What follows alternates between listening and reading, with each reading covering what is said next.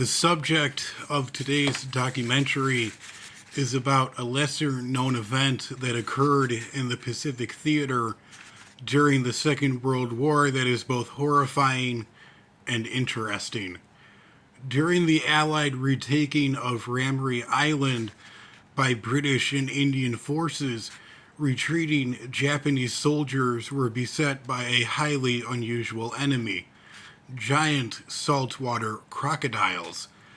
As the fleeing Imperial Japanese soldiers waded through the mangrove swamps, many were killed or succumbed to the flora and fauna, the plants and the animals of the swamp. And a great many were killed by crocodiles who were drawn to the wounded, the sick, and the dying. So, what happened to cause this nightmare? The Imperial Japanese forces invaded Burma, or modern day Myanmar, in January of 1942. Burma was at the time a territory of the British Empire. However, the British did not consider Burma an important priority when compared to other fronts such as Africa, Europe, and the Middle East. And while some operations were launched in Burma, they did very little to curtail the Japanese, and the British were driven back to India. However, this changed in late 1943. The tide of the war turned in the favor of the Allies. Air superiority, better military leadership, and the failed Japanese invasion of India in 1944 gave the Allies the opportunity to recapture Burma. Ramree Island was selected as a potential site for an airbase to continue the offensives into Burma.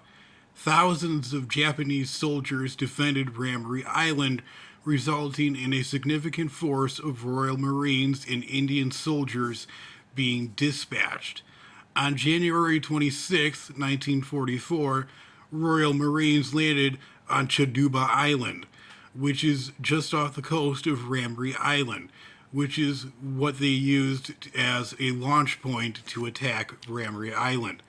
The Japanese forces held their ground and put up great resistance.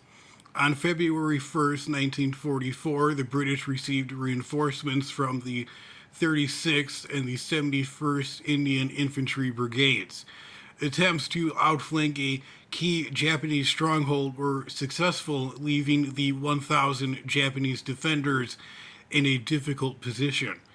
Rather than face capture or a futile fight, the Japanese garrison decided to retreat and regroup with another battalion on the other side of Ramree Island. But there was a major issue with this plan. The only route to take would be through a 10-mile trek through a thick and dense mangrove swamp. The Japanese began their trek through the swamp. Rather than pursue the fleeing Japanese through the swamp, the Allied forces remained on their boats and kept a very close eye on the enemy forces as they possibly could.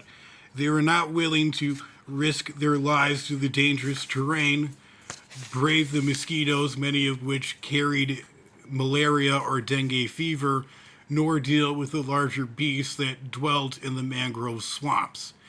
The Japanese forces, essentially brainwashed in their beliefs in Bushido, the way of the warrior, absolutely refused to surrender. They were also running low on food, ammunition, supplies, and men. The Japanese commanders, despite knowing the dangers, gave the troops their orders to begin their march through the mangrove swamp, an order they had given hundreds of times before throughout the war, unaware that they were about to walk into hell on earth. The Japanese infantrymen may have had years of combat experience, but were no match to the greatest threat of the swamp, the saltwater crocodile. The major difference between crocodiles and alligators is that crocodiles prefer salt water while alligators prefer fresh water. The mangrove swamps were brackish or salt water.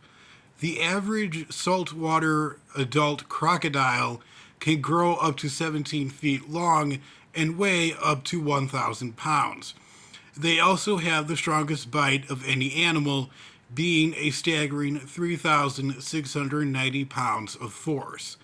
Although they sleep during the day, they hunt in the evening, night, and at dawn. Night after night, the British and Indian forces heard the Japanese soldiers being eaten alive in a hellish symphony that shook them to their very core. Of the 1,000 Japanese soldiers that entered the mangrove swamp, only 20 made it out alive.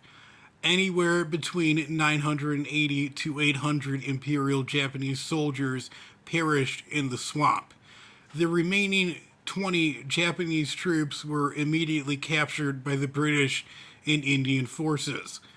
The man-eating crocodiles of Ramree Island are a reminder that in war it is not just the enemy that can be dangerous and deadly, but nature too.